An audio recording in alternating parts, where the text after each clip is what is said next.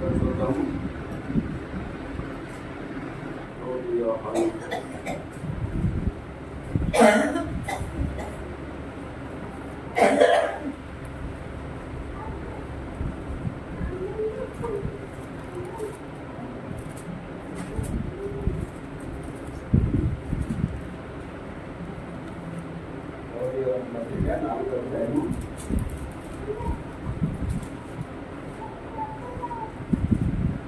చిన్నపిల్లలారా, మీరు దేవుని సంబంధులు, మీలో ఉన్నవాడు లోకంలో ఉన్న వారి కంటే గొప్పవాడు కనుక మీరు వారిని జయించి ఉన్నారు.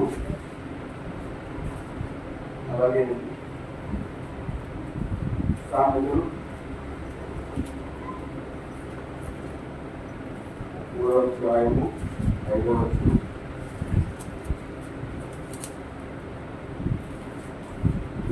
సుబుద్ధిని ఆధారం చేసుకున్నాక మీ పూర్ణ హృదయంతో యెహోవా యందు నమ్మకం ఉంటుంది.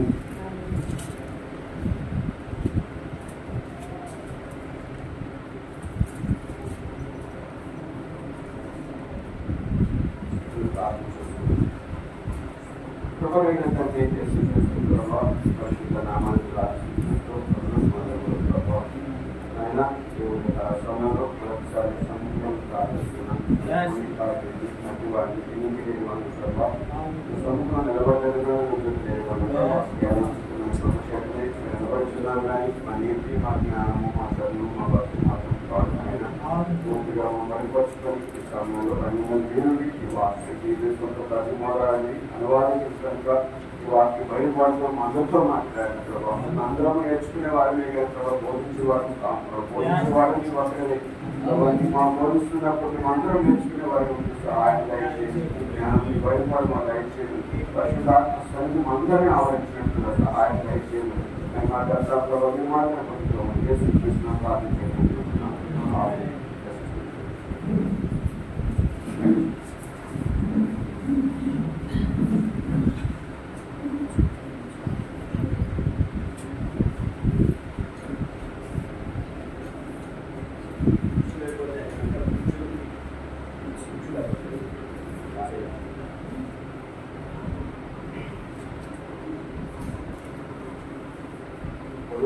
ఎంతమందికి అర్థమైంది?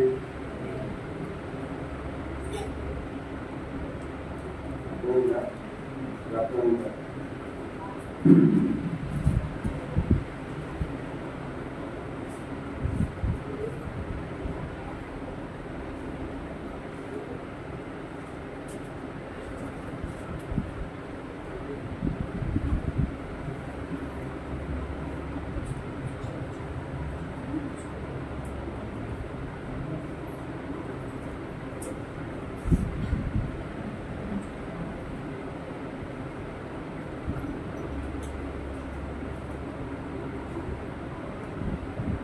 విమోచించబడిన వారిని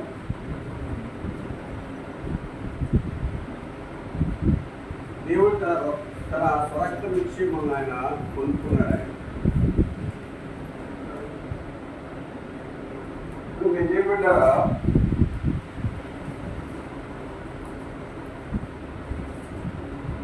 మనలో ఉన్న ఆత్మంట అది దేవుడు.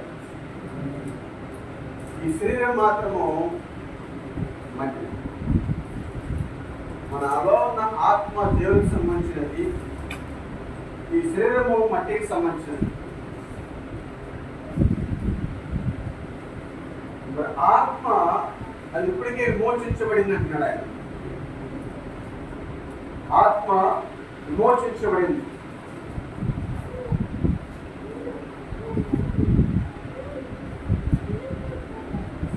మనకి మేము కలిగిగా ఎందుకంటే మేము చేయబడ్డారా?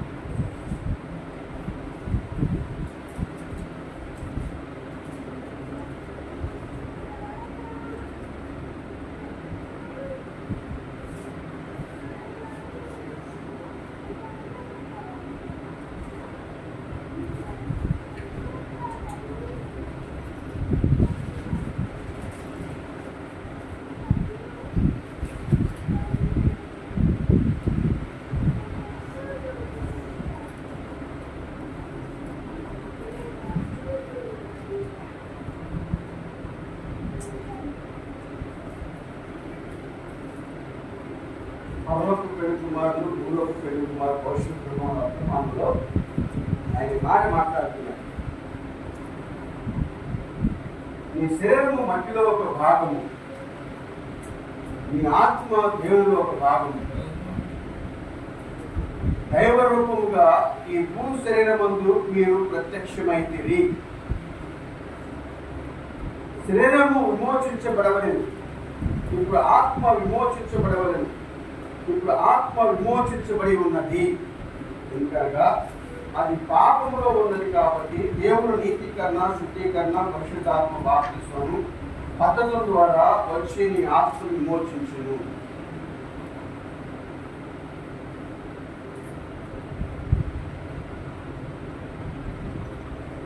ఇప్పటికే మన ఆత్మ విమోచించబడిందని చెప్తూ ఉన్నాడు ఆయన.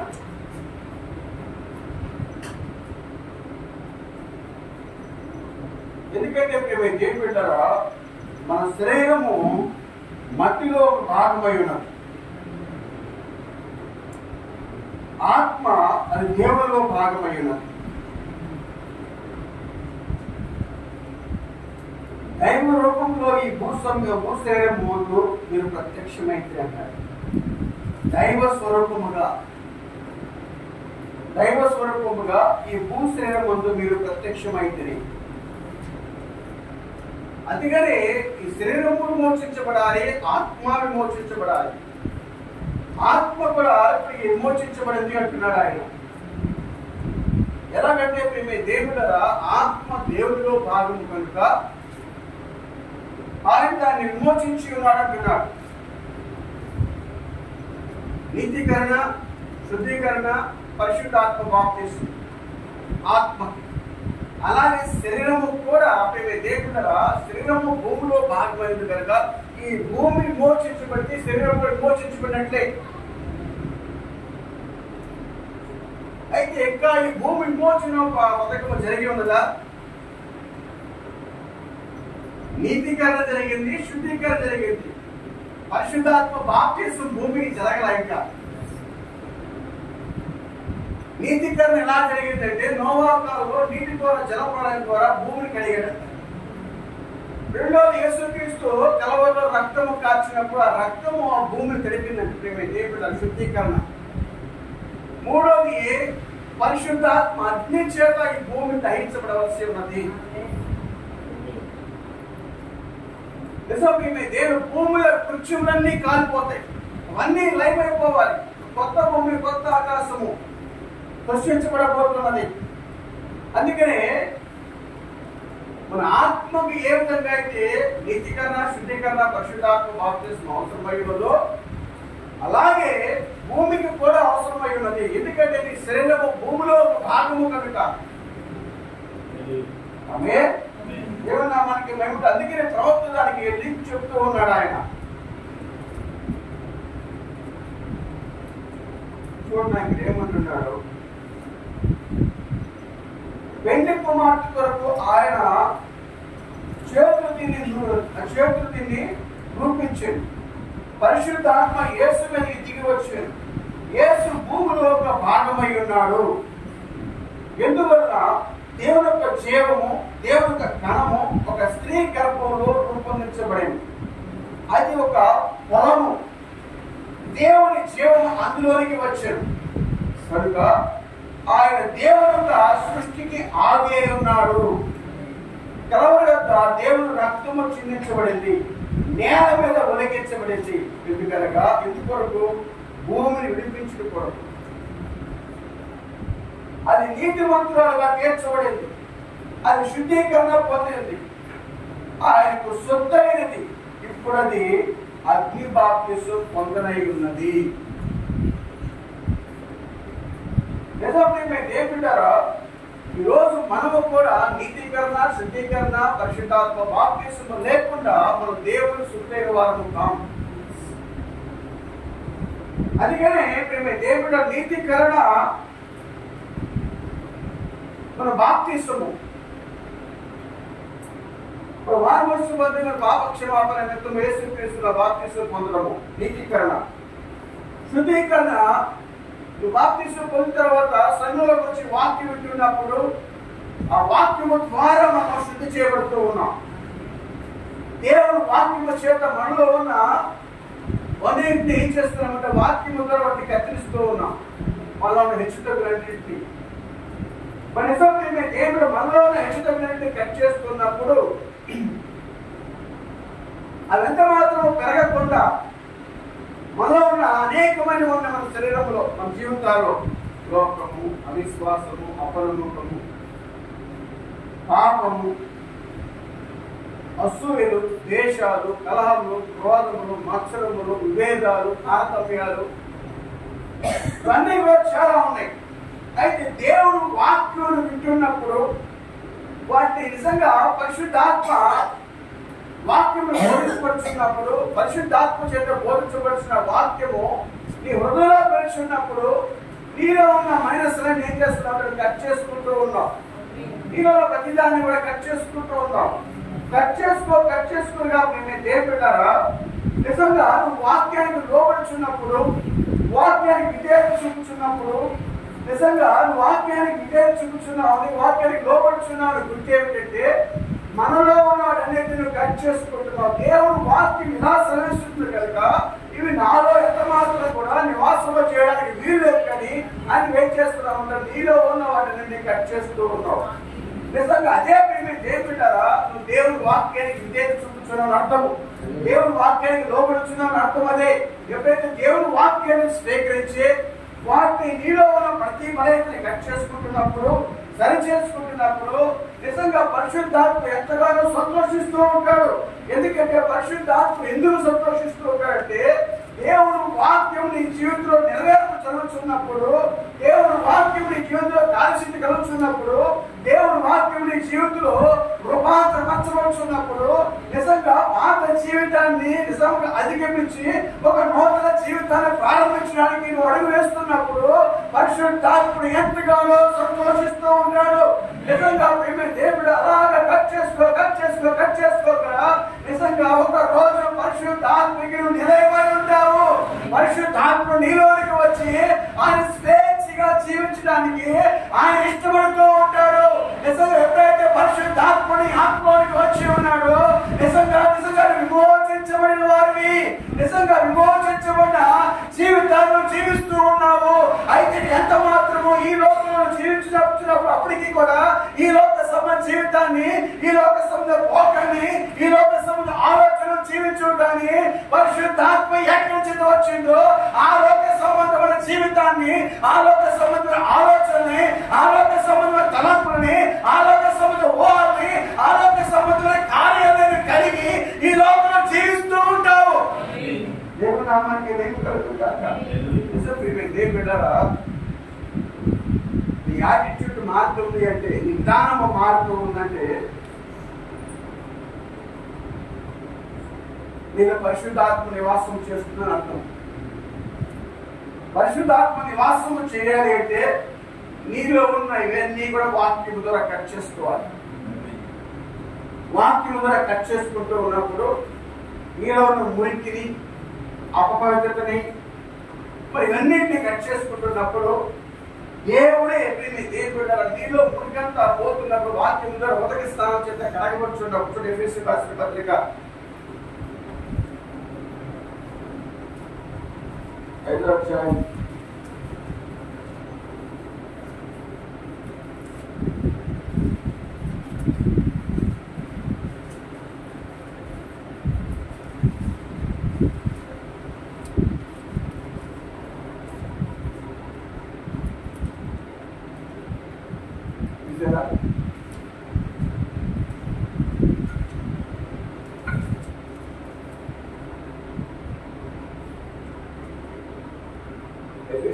5వ అధ్యాయం కృతజ్ఞత వచ్చినవి మీరు 25, 26, 27. పురుషులారా మీరును మీ భార్యలను ప్రేమించండి. పురుషులారా మీరును మీ భార్యను ప్రేమించు. అటువలే క్రీస్తు కూడా సంఘమును ప్రేమించు. అది కళంకమైనను ముడతైనను అట్టిది మరి ఏదైనను లేక పరిశుద్ధమైనది గాను నిర్దోషమైనది సంఘముగా ఆయన ఎదుట దాన్ని నిలబెట్టుకోవాలని వాక్యముతో ఉదక స్నానం చేత దాన్ని పరిశుద్ధపరిచి దాని కొరకు తాను అప్పగించుకున్నాడు. ఏమంటున్నాడు? పురుషులారా మీ భార్యను మీరు ప్రేమించుడి, అటువలే క్రీస్తు కూడా సంఘమును ప్రేమించి అది కళంకమైనను ముడతైనను అట్టిది మరి ఏదైనా లేక పరిశుద్ధమైనది గాను నిర్దోషమైనది గాను మహిమగల సంఘముగా తన ఎదుట దాన్ని నిలబెట్టుకునవలనని వాక్యముతో ఉదక స్నానము చేత దాన్ని చూడండి. మరి నిజంగా దేవుడు తన సంఘమును ఏ విధంగా కట్టుకోవాలనుకున్నాడండి? ఆయన ఏ విధంగా ఆయన పరిశుద్ధపరచాలనుకుంటున్నాడు అంటే వాక్యము చేత. దేవుడు వాక్యము చేత తన సంఘాన్ని కళంకము మడత ముచ్చ గాగు లేని విధముగా ఆయన తన ఎదుట నిలబెట్టుకోవడానికి వాక్య ఉదక స్నానము చేత కలిగిస్తున్నాడు. మన నిజం ప్రేమ దేవుడు సంఘమును దేని చేత కలుగుతున్నాడు? వాక్యము ఉదక స్నానము చేత. వాక్యము చేత పవిత్రపరచబడాలి, వాక్యము చేత శుద్ధీకరించబడాలి, వాక్యము చేత పరిశుద్ధముగా ఉండాలి, వాక్యము చేత అన్నింటినీ కూడా కత్తిరించుకుంటూ ఉండాలి, వాక్యము చేతనే ఆమె రూపాంతరపరచబడాలి. దేవుడు తన సంఘాన్ని వాక్యము చేత మరి శుద్ధీకరించాలనుకుంటున్నప్పుడు మరి పురుషులు తన భార్యలను కూడా వాక్యము చేతనే నిజంగా వారిని ఏం చేయాలట? సరిదిద్దవలసి ఉన్నది, సరిచేయవలసి ఉన్నది. నిజంగా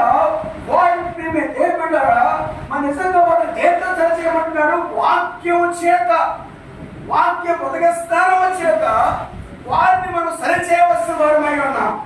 దేవుడు మనకి మెమకలు కాక మనం ఎంత మాత్రం ఏమిటారా వారిని మాటల చేతను మరి ఇంకేదో చేతను మరి మనం సరిచేయడము మన వల్ల కాదు. కానీ మన పురుషుడికి ఇచ్చినది ఏమిటంటే వాక్యమై ఉన్నది. మరి నిజంగా ఆ వాక్యము చేతనే ప్రతి పురుషుడు తన కుటుంబాన్ని వాక్యము చేత కట్టుకోవాలి, వాక్యము చేతనే తన కుటుంబాన్ని క్రమపరచుకోవాలి, వాక్యము చేతనే తన కుటుంబాన్ని శుద్ధీకరించుకోవాలి, వాక్యము చేతనే కుటుంబాన్ని పోషించుకోవాలి, వాక్యము చేతనే కుటుంబాన్ని నిజంగా దేవుని ఆకర్షింప చేసుకోవాలి. మరి పురుషుడికి వాక్యం లేకపోతే ఏం చేత ఆకర్షింప చేయాలి? పురుషుడికి వాక్యం లేకపోతే ఏం చేత?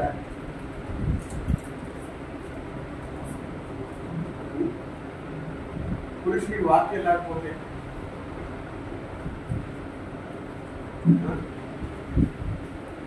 ఏం చేత? చూడండి మీరు దేవుడారా, ఏదైనా కానీ కూడా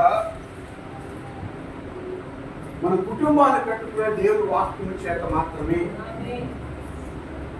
వాక్యము లేకుండా నీ కుటుంబం కట్టబడదు. ఒక సంఘము కట్టబడాలన్న వాక్యమే, ఒక కుటుంబం కట్టబడాలన్న వాక్యమే, ఒక వ్యక్తి జీవితం కట్టబడాలన్న వాక్యమే. వ్యక్తిగతంగా నువ్వు దేవుని సమ్ముఖంలో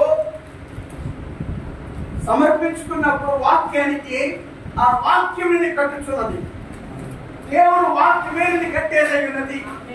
నీ కుటుంబాన్ని కట్టాలన్న వాక్యం కావాలి, వ్యక్తుల జీవితాన్ని కట్టాలన్న వాక్యం కావాలి, సంఘాన్ని కట్టాలన్న వాక్యం కావాలి. వాక్యం చేతనే మనం కట్టాలి. కానీ మన సొంత ప్రయాసంతో మనం ఎంత మాత్రమో కూడా ఎవరిని కట్టలేము. నిజంగా వాక్యమే వారిని కట్టవలసి ఉన్నది. అందుకనే ప్రభు ఏమంటున్నాడంటే దేవుడారా, నిజంగా ఆయన సంఘం ఎలా కట్టాలనుకుంటాడు? ఆయన పరిశుద్ధమైంది, నిర్దోషమైంది, మహిమగల సంఘముగా తన ఎదుట నిలబెట్టడానికి వాక్యం ఉదక స్నానము చేత దాన్ని పవిత్రపరిచి పరిశుద్ధపరచుటకై దాని కొరకు తాను అప్పగించుకున్నాడు.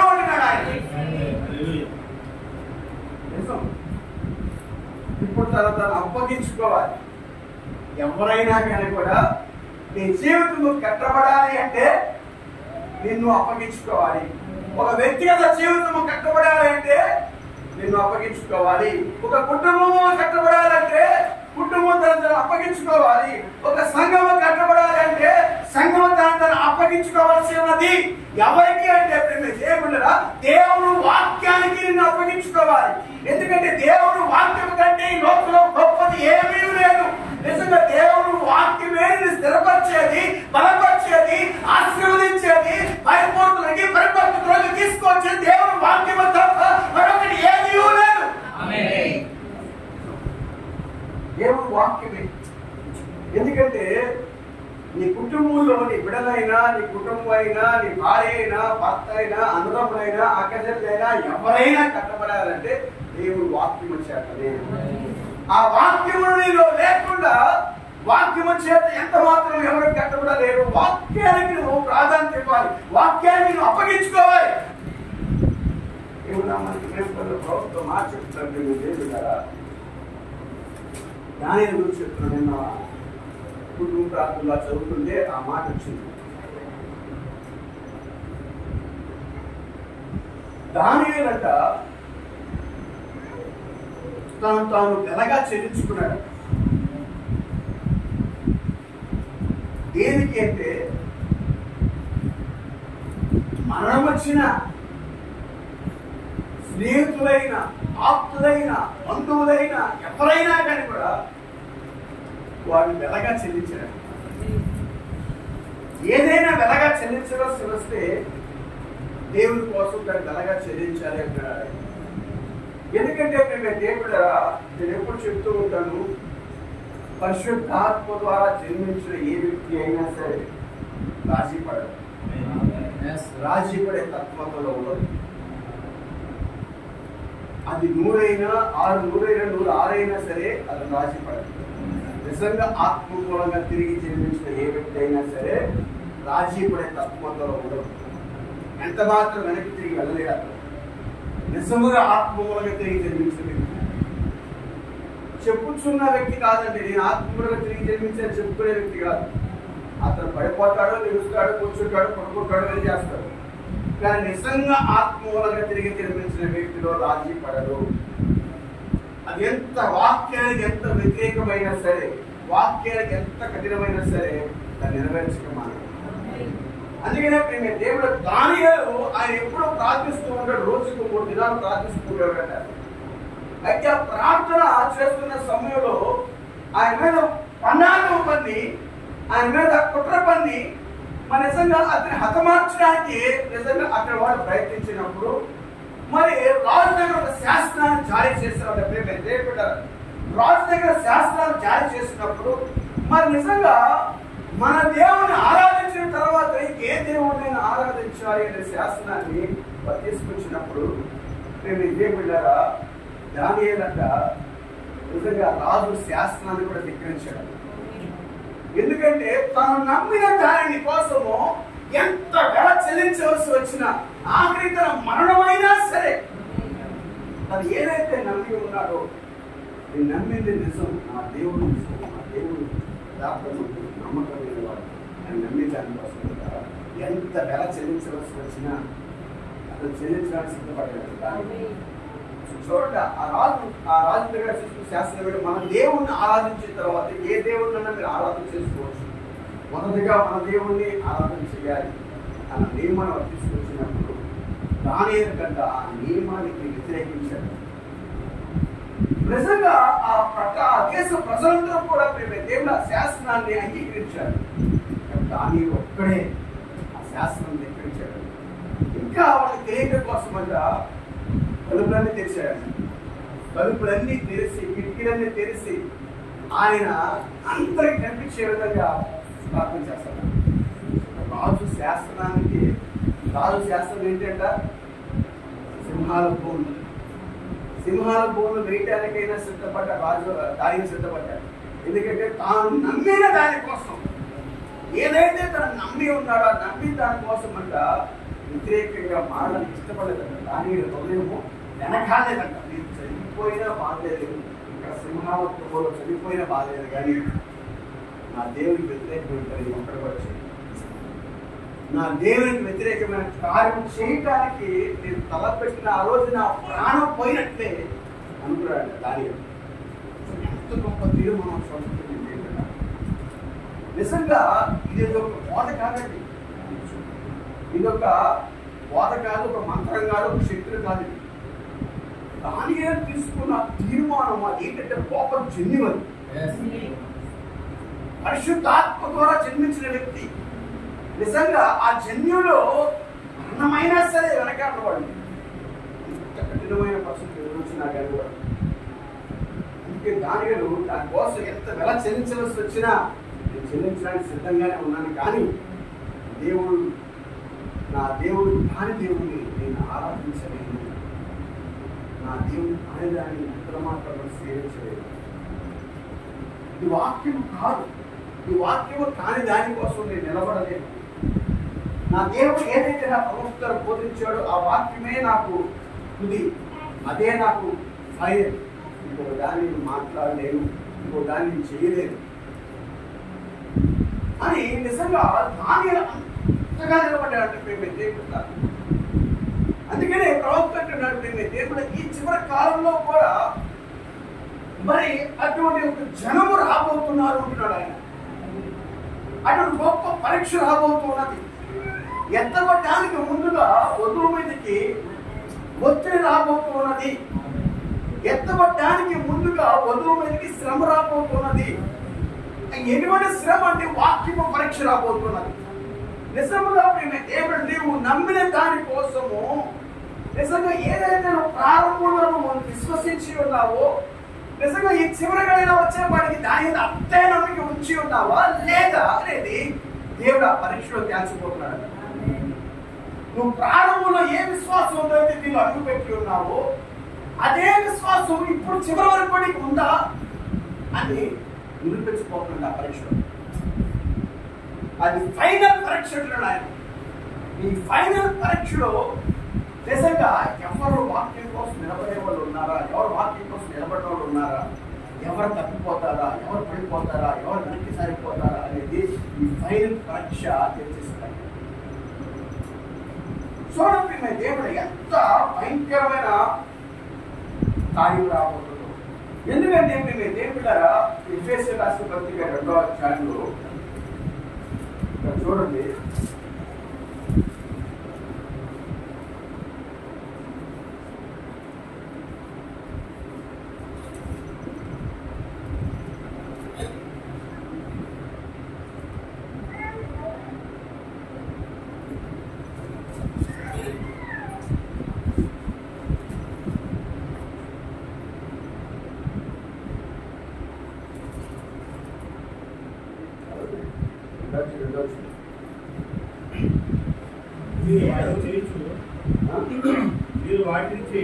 మీరు వాటిని చేయొచ్చు. వాయుమండల సంబంధమైన అధిపతిని అనగా అవిధేయులైన వారిని ఇప్పుడు ప్రేరేపించే శక్తికి అధిపతిని అనుసరించి ఈ ప్రపంచ ధర్మం చొప్పున నువ్వు నడుచుకుంటుంది. వారితో కలిసి మనమందరమును శరీరం యొక్క మనసు యొక్క కోరికలు నెరవేర్చుకోవచ్చు. మన శరీరాన్ని అనుసరించి మనం ప్రవర్తించుతూ కర్మవారి వల్ల స్వభావ సిద్ధంగా దైవభక్తితో పాత్రలై ఉంటుంది. చూడండి, దేవుడు అవిధేయత అంటాడు. అవిధేయులైన వారి జనరల్ చేసుకోండి. దేనికి అవిధేయత? వాక్యానికి అవిధేయత. వాక్యానికి అవిధేయులైన వారు పిల్లలంటున్నారు ఆయన. చూడండి మీరు దేవుళ్ళరా,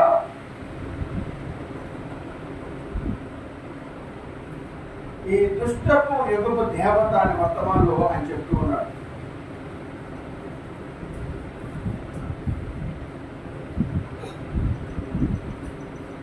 ఏమంటున్నాడంటే ఈ లోకంలో రెండే రెండు ఆత్మలు పనిచేస్తూనే అంటున్నాడు. ఒకటి దైవాత్మ, రెండోది పరిశుద్ధాత్మ. ఒకటి దైవాత్మ, రెండు పరిశుద్ధాత్మ.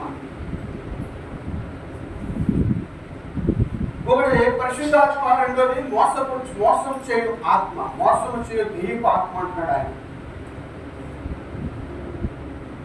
ఈ భూలోక వాసులు వారిని ఎందుకు చేసుకుంటున్నారు? ఈ రెండింటిలో దేవుడు ఒకదాన్ని ఎన్నిక చేసుకోవాల్సిన వారై ఉన్నారు. అయితే ప్రేమ దేవుడు ద్వారా మనం ఇప్పుడు చూడవలసింది ఏంటంటే అవిధేయత. ఈ అవిధేయత ఎవరిలో పనిచేస్తుందంటే ప్రేమ దేవుడు ద్వారా నిజముగా పరిశుద్ధాత్మ నిలయమై ఉన్న వారిలో పనిచేయదు, కానీ దైవ ఆత్మ ఎవరిలో నివాసం చేయొచ్చుందో వారిలోనే ఈ అవిధేయత పనిచేస్తున్నారు.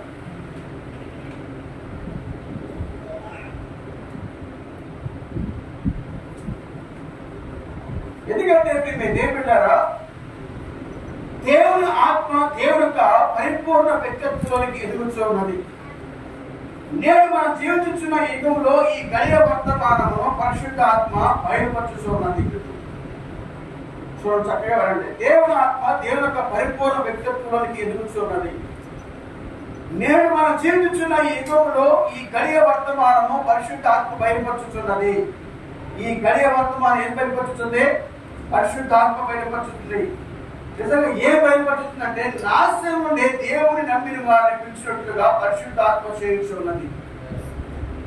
ఈ వర్తమానం ఏం చేస్తుందంటే ప్రేమ దేవుడు నాశనం నుంచి తప్పించబడడానికి, ఈ దుష్టత్వం నుంచి తప్పించబడడానికి, ఈ లోకంలో అంధకార దురాత్మ శక్తుల ప్రభావం నుంచి తప్పించబడడానికి పరిశుద్ధాత్మ ఈ వాక్యమును బయలుపరచుచూ ఉన్నది. ప్రేమ దేవుడు దేవుని వాక్యమును బయలుపరుచున్నప్పుడు మన నిజంగా ప్రేమ దేవుడారా ఆదిలో వాడు చేసిన విధముగానే దేవుని వాక్యమును వక్రీకరించడం ద్వారా దైవ అపవిత్రత భ్రమపరచడం ద్వారా తన సంఘమును పిలుచుతూ ఉన్నాడు. చూడండి, ఆయన దేవుడు తన సంఘమునేమో ఆ కాలానికి నిర్ణయించబడిన వర్తమానం ద్వారా ఆయన ఎన్నిక చేయబడి పిలుచుతూ ఉన్నాడు. అయితే అపవాదిగా తన సంఘాన్ని కట్టుతూ ఉన్నాడు. వాడి లోక విద్య, నాగరికత, సైన్స్ నిజంగా అనేకమైన జ్ఞానమును ఇచ్చి వాడు తన సంఘమును కట్టుతూ ఉన్నాడు. ఈ లోక సంబంధ ఫ్యాషన్స్ నిజంగా అలంకరణ ద్వారా వాడు తన సంఘాన్ని కట్టుతూ ఉన్నాడు. దేవుడు తన సంఘాన్ని విశ్వాసము ద్వారా ప్రేమ చేత, విశ్వాసము ద్వారా ప్రేమ చేత, ఓర్పు చేత, సహనము చేత, నిజంగా దైవభక్తి చేత తన సంఘాన్ని కట్టుతూ ఉన్నాడు. అయితే లోకంలో ఇవి రెండూ పనిచేస్తూ ఉన్నాయి. ఒక సంఘమునేమో విశ్వాసము చేత, ప్రేమ చేత కట్టుచున్నాడు. ఒక సంఘంలో జ్ఞానము చేత, సైన్స్ చేత, నాగరిక చేత కట్టుతూ ఉన్నాడు. అయితే ప్రేమ దేవుడు రెండు కూడా చాలా నిజంగా చివరి చాలా బలమైనగా కార్యం జరిగిస్తూ ఉన్నాయంటే ప్రేమ దేవుడు పెట్టారు. అయితే రెండింటిని మనం ఎదిరించాలి అంటే అయితే ప్రేమ దేవుడు ఎందుకు అపవాది మరి ఏదైనా తోటలో ఏ కార్యం అయితే జరిగించి ఉన్నాడో సేమ్ ప్రాసెస్ అదే కార్యం జరిగిస్తూ ఉన్నాడు. ఆయన ఏదైనా తోటలో ఏ కార్యం అయితే జరిగి ఉన్నదో ప్రేమ దేవుడు చూడండి, ఇక్కడ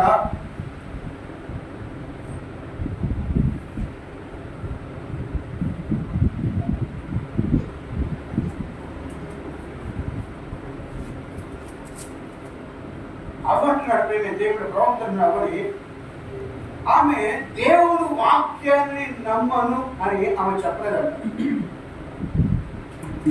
దేవుడు వాక్యాన్ని నమ్మను అని చెప్పలేదంటే కానీ దేవుడు వాక్యానికి అవిధేయత చూపించినట్టున్నాడు ఆయన. సాతాను కూడా దేవుడు వాక్యము కాక వేరొక దాన్ని చూపించలేదంట.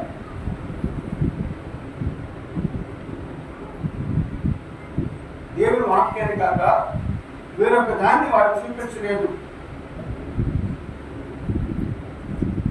చూడండి ఏమంటున్నారు. ఈ రెండు శోధనలను చూడు, ఆదిలో ఉన్న విధముగానే తిరిగి వచ్చుచున్నావు.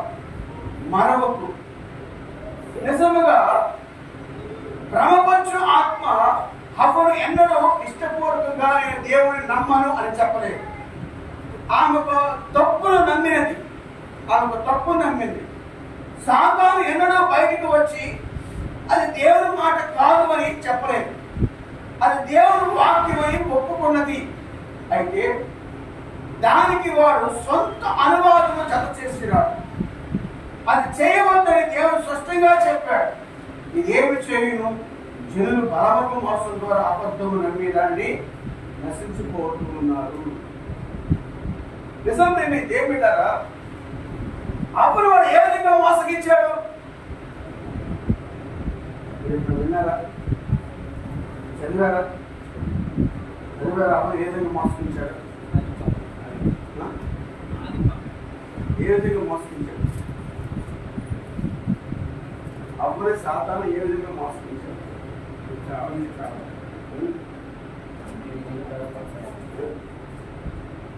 ఏంటి వాక్యం అంటే సందర్భం ఏంటి? అవధేపు వచ్చిన డిస్కస్ ఏంటి?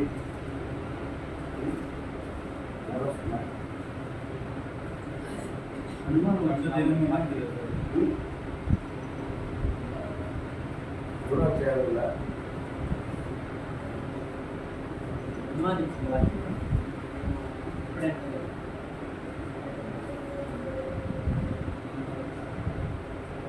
నిజమా?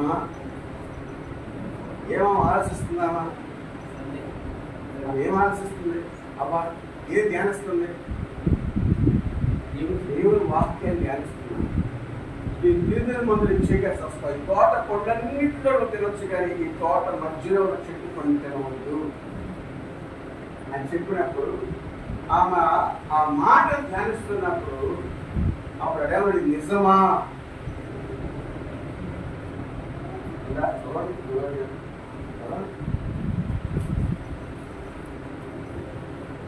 అందులో స్త్రీ తోట చెట్టు ఫలము మేము తినవచ్చు, అయితే తోట మధ్యలో ఉన్న చెట్టు ఫలము గురించి దేవుడు మీరు చావుకున్నట్టు వాటిని తినకూడదని వాటిని ముట్టకూడదని చెప్పానని సర్పంతో అందుకు సర్పము మీరు చావనే చావరు, ఏలైనగా మీరు వాటి తిరిగిన మీ కన్నులు తెరవబడినని మీరు మంచి చెట్లు ఎరిగిన వారే దేవతల వలె ఉందిరని దేవునికి తెలియనని స్త్రీతో చెప్పగా. చూడండి ఏమంటాడు?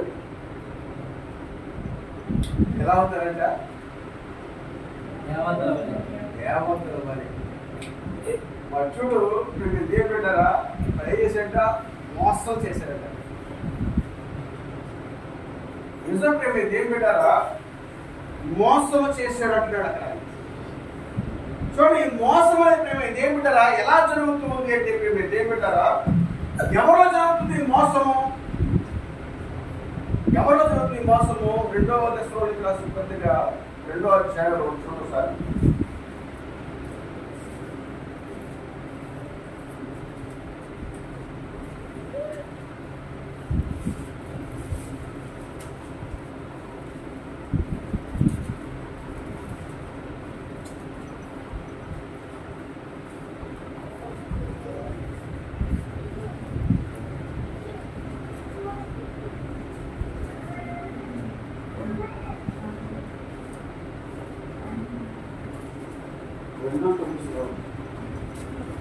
అప్పుడు నశిస్తున్నవారు తాము రక్షించబడటకై సత్య విషయమైన ప్రేమను అవలంబించకపోయి కనుక వాని రాక అబద్ధ విషయమైన సమస్త బలముతోను నానా విధమైన సూచక్రియలతోను ఆత్కార్యములతోను దుర్నీతిని పుట్టించు సమస్త మోసముతోను నశించున్న వారిలో సాతాను కనపరచు బలమును అనుసరించి ఉండేది. ఇందుచేత సత్యమును నమ్మక దుర్నీతి యందు అభిలాష గలవారందరూ శిక్షావిధి పొందుటకై అబద్ధము నమ్మునట్లు మోసము చేయు శక్తిని దేవుడు వారికి పంపుతున్నాడు. చూడండి దేవుడు ఎవరిలో అయితే నిజంగా దుర్నీతి యందు అభిలాష కలిగిన వారు, ఎవరైతే దుర్నీతి యందు అభిలాష ఉన్నదో వారి హృదయాలలో మేమే దేవుడరా ఈ దుర్నీతి ఎప్పుడు పోతుందంటే మేమే దేవుడరా నీ ఆత్మ విమోచించబడకపోతే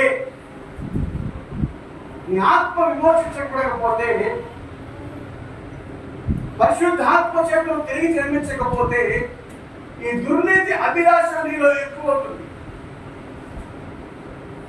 నిజమే ఏమిటారా? ఎందుకంటే మన పాపంలో పుట్టాం, పాపంలో పెరిగాం, పాపంలో జీవిస్తున్నాము కనుక మరి దేవుని వాక్యం ఏం చేయాలంటే శుద్ధీకరించాలి. దేవుని వాక్యం శుద్ధీకరించున్నప్పుడు మన ఎదిగా పొదగా మీకు చెప్పింది అదే. ఎందుకంటే దేవుని వాక్యం ఉదగిస్తానన్న చేత మనం శుద్ధీకరించుకోవాలి. నిజంగా ఎప్పుడైతే శుద్ధీకరించబడుతుందో వాక్యము చేత శుద్ధీకరణ జరుగుతున్నప్పుడు నిజంగా పరిశుద్ధాత్మకు నిలయమై ఉంటావు. పరిశుద్ధాత్మకు నిలయమై ఉన్నప్పుడు పరిశుద్ధాత్మ నీలో నివాసం చేస్తున్నాడుగా. పరిశుద్ధాత్మనిగా ఒక ఆత్మ కాదంటే ఒక వ్యక్తి, పరిశుద్ధాత్మ ఒక వ్యక్తి అయి ఉన్నాడు. ఆ వ్యక్తి నీలోకి వచ్చినప్పుడు ఒక క్యారెక్టర్ బయటకు వస్తున్నది. పరిశుద్ధాత్ముడు నీలోకి వచ్చుచున్నప్పుడు ఎప్పుడు వస్తాడు నీలోకి అంటే నువ్వు వాక్యానికి లోపడుచున్నప్పుడు, వాక్యానికి విధేయత చూపుచున్నప్పుడు, వాక్యాన్ని అంగీకరించుచున్నప్పుడు, వాక్యాన్ని స్వీకరించి వాక్యం ద్వారా పరిపూర్ణకు వెళ్ళాలి ఆశ నీలో కలుగుతున్నప్పుడు, ఆ వాక్యం ద్వారా నీలో ప్రతి దాన్ని కట్ చేస్తూ ఉన్నప్పుడు అప్పుడు పరిశుద్ధాత్మ నీలోకి వస్తాడు. ఎందుకంటే నువ్వు వాక్యానికి లోపడుచున్నావు కనుక, వాక్యానికి విధేయత చూపించున్నావు కనుక. వాక్యానికి విధేయత చూపించే దగ్గర మాత్రమే పరిశుద్ధాత్మ నివాసం చేయగలరు. నిజమైతే మనం అనుకుంటాము నేను వాక్యం వింటున్నాను, వాక్యాన్ని లోపడుతున్నాను అనుకున్నాను. వాక్యానికి లోపడితే ఇక్కడ దుర్నీతి అభిలాష ఉంటుంది. దుర్నీతి అభిలాష కలగదు. సత్యం మాత్రమే నిరోధించి ఉంటుంది. అందుకని ఇక్కడ ఆ మాట స్పష్టంగా చెప్తున్నాడు. ఏమన్నాడు? దీని చేత సత్యము నమ్మక. ఇదే జరిగింది ఏదో దేవుడు ఏం చెప్పాడు? తిరుదిన మందు నిశ్చయంగా నువ్వు చస్తా ఉన్నాడు. అపవాదం చెప్తున్నాడు నువ్వు చావునే చావు. అంటే దేవుడు ఏమో చస్తానని చెప్తున్నాడు. చచ్చిపోడు ఎవరు కోరుకుంటారా? కోరుకోడు కదా. దేవుడు ఏమో చచ్చిపోతుందని చెప్పాడు, చావని చెప్తూ ఉన్నాడు. మరి అప్పుడు ఆమె ఏం ప్రేమ పుట్టింది? చూడండి దేవుడారా, నిజముగా దుర్నీతి అభిలాష గలవారందరూ శిక్షావిధి పొందినకే అబద్ధము నమ్మినట్లుగా. అబద్ధానికి జనకుడు వాడు, అబద్ధానికి జనకుడు.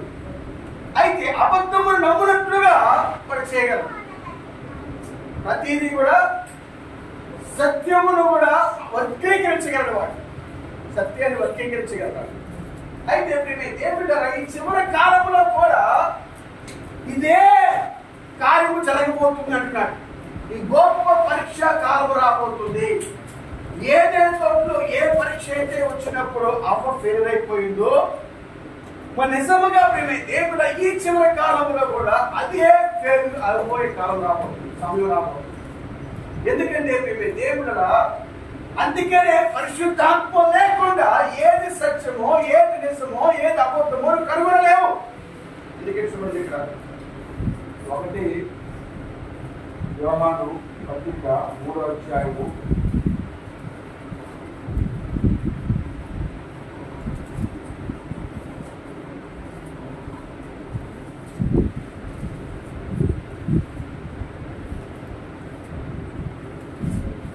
8వ అధ్యాయం 3వ అధ్యాయం.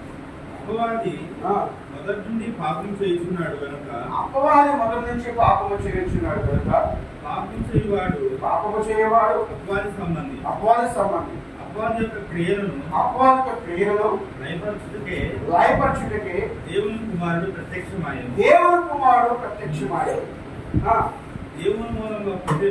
దేవుని మూలంగా పుట్టిన ప్రతి వారిలో ఆయన బీజం నిలుచును. చదవండి చక్కగా. ఈ మాట ఏమన్నాడు? దేవుని మూలంగా పుట్టిన వారిలో ఆయన బీజం నిలుచును కనుక వాడు పాపము చేయడు. పాపానికి ఏమిటి?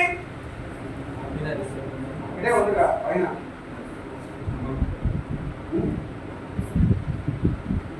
వారికి అతిక్రమమే పాపం. దేవుడు ఏదైతే సెలవిస్తున్నాడో ఆ మాటను తృణీకరించడమే పాపం. అందుకనే దేవుడు ఏమంటున్నాడు? ఆయన దేవుని మూలంగా పుట్టిన వారిలో ఆయన బీజం నిలిచిన కనుక వాడు పాపము చేయడు. వాడు దేవుడి మూలంగా పుట్టినవాడు కనుక పాపము చేయజాలడు. దీనిని బట్టి దేవుని పిల్లలు ఎవరు, అపవాది పిల్లలు ఎవరు తేటపడును. నీతిని జరిగించని ప్రతి వాడును తన సహోదరుని ప్రేమింపని ప్రతి వాడును దేవుని సంబంధులు కారు. నీతిని జరిగించని ప్రతివాడు, తన సహోదరుని ప్రేమించని ప్రతివాడు దేవునికి సంబంధి కాడు. చూడప్రేమ దేవుడా ఏమన్నాడు? దేవుని మూలంగా పుట్టిన వాళ్ళు దేవుని బీజము నిలిచి ఉన్నారు. అందుకే వాడు పాపము చేయడు, చేయజాడు. దేవుని నామానికి మేము కలుగుడు కాక. అందుకనే దేవుడారా ఈ చివరి కాలంలో మనసుగా దేవుని బీజము లేకపోతే రాబోయే వచ్చే పరీక్ష కాలంలో మరి క్రైస్తవులు అనబడిన వారే కానీ విశేషాలు అనబడిన వారే కానీ మరి పరీక్షా సమయంలో అందరూ కూడా వాక్యపు వడపోతులో కొట్టుకుపోతారు. వాక్యపు వడపోతులో అందరూ కూడా కొట్టుకుని పోతారు. గొప్ప వాక్య పరీక్ష రాబోతున్నది. దానియాలకి ఎటువంటి పరీక్ష వచ్చినదో, షడ్రక మెషక్ అబేద్నెగోకి ఎటువంటి పరీక్ష వచ్చిందంటే వాళ్ళు దేవుని మూలంగా పుట్టిన వారు కాబట్టి, వారు దేవుని బీజం నిలిచి ఉంది కాబట్టి వారి అసత్యములకు వారు నిజముగా అంగీకరించక సత్యమునే వారు అంగీకరించి దేవుని మాటకు లోబడి ఉన్నారు. వాళ్ళు ఈ రోజు ప్రేమ ఏమంటారు? దేవుని మూలంగా పుట్టిన వాడు తప్ప దేవుని వాక్యానికి ఎవరు లోబడలేరు. నిజంగా ఎవరు దేవుని మూలంగా పుట్టిన వారు, ఎవరు దేవుని మూలంగా పుట్టిన వారు అంటే ఒక పరీక్ష కాలం రాబోతున్నది. నిజంగా ఆ కాలంలో ప్రతి వారు కూడా నిలబడే సమయంలో ఎవరు నిలబడతారో ఎవరు విడిపోతారో తెలుసుకుంటారు సమయంలో.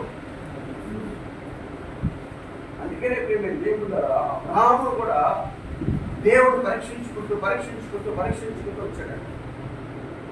చూడండి, ఎవరిని పరీక్షిస్తారంటే దేవుడు ఒక వ్యక్తికి వాగ్దానం చేస్తే ఆ వాగ్దానము చేయబడిన వ్యక్తిని దేవుడు పరీక్షిస్తాడు. ఆ వ్యక్తిలో ఆ వాగ్దానం నెరవేర్చడానికి ఆ వ్యక్తిని పరీక్షిస్తాడు. పరీక్షించి దేవుడు తన వాగ్దానం ఆ వ్యక్తి జీవితంలో నిరూపించుకుంటాడు. మరి దేవుడు ఈ రోజు చివరి కాలంలో దేవుడు మనకి వాగ్దానం చేసింది ఏమిటి? ఏం వాగ్దానం చేసిన మనకి ఆయన ఎత్తబడడానికి తీసుకెళ్ళాలి. అంటే ఎత్తబడడానికి మనం ఎత్తబడడానికి వెళ్ళాలంటే మనకి ఏం కావాలి? పరిశుద్ధాత్మ కావాలి. అయితే ఈ రోజు మేము దేవుళ్ళ మీద పరిశుద్ధాత్మతో దైవాత్మతో నిజముగా పరీక్షించాలి. ఎందుకంటే సంఘములో అది కలుషితమైపోయింది. ప్రతి వారు కూడా క్రైస్తవులు అనబడిన ప్రతి వారు సంఘానికి వెళ్తున్నారు. వారు ఎందుకంటే పైకి భక్తి గల వారే ఉంటున్నారు కానీ వారు శక్తి లేదు.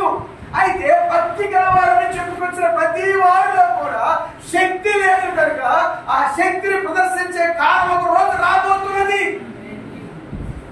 అందుకనే తిమోతి రాసిన 2 తిమోతి 3 పైకి భక్తి గల వారే ఉండి శక్తిని ఆశ్రయించిన ప్రజల వలె ఉన్నారు. అయితే దేవుని శక్తి ఎవరిలో ఉన్నదో, దేవుని శక్తి ఎవరిలో లేదో నిజంగా ఆ కాలంలో నిజంగా రోజు వస్తుంది. ఆ రోజు తీర్పు నిజముగా దేవుడారా ప్రతిరోజు కూడా నిజంగా నువ్వు క్రైస్తవం చెప్పుకుంటున్నావు, విశ్వాసం చెప్పుకుంటున్నావు, భక్తిగా జీవించేవారని చెప్పుకుంటున్నావు, యథార్థంగా ఉన్నాను చెప్పుకుంటున్నావు.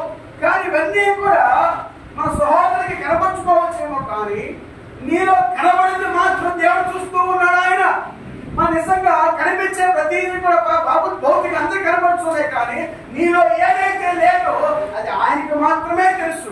అయితే అది ఏ రోజు బయటపడుతుందంటే ఒక పరీక్ష కాలం రాబోతున్నది. ఆ పరీక్ష కాలంలో ప్రతి వారు కూడా వాక్యము జనులు అందరూ కూడా తేలిపోయే సమయము ఆసనమవుతున్నది.